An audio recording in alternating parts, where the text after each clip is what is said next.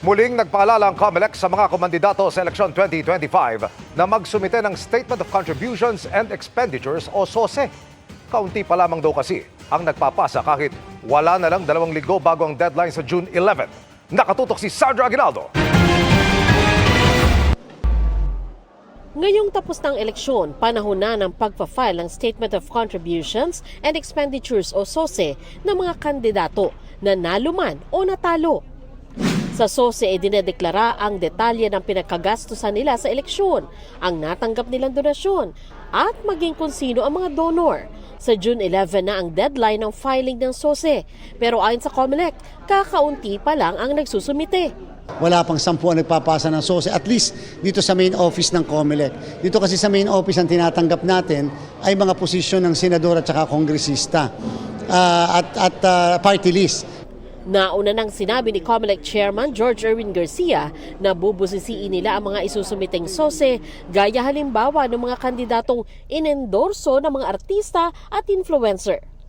Kailangan pasok sa limit sa ilalim ng batas ang gastos ng mga komandidato. Sa Republic Act 7166, 3 piso kada registered voter ang pwedeng gastusin ng tumatakbong senador at party list.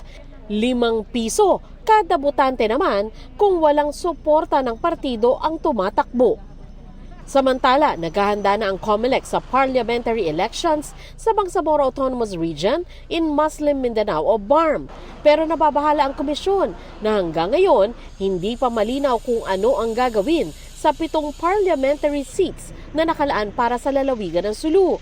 Matatandaang sa desisyon ng Korte Suprema, hindi isinama ang Sulu sa BARM na dapat ay may 7 upuan sa BARM Parliament. Para maabot ang kabuuang 80 seats, kailangan magpasa ng batas ang Bangsamoro Transition Authority para maipamahagi sa mga kasamang lalawigan ang 7 upuang ito. As far as the COMELEC is concerned, doon na lang po muna kami maghahanda sa 73. Kasi kung i-delay namin yung aming mga preparasyon dahil lang doon sa paghihintay sa 80 seats para po madagdag yung 7, baka po kasi makulangin kami sa panahon.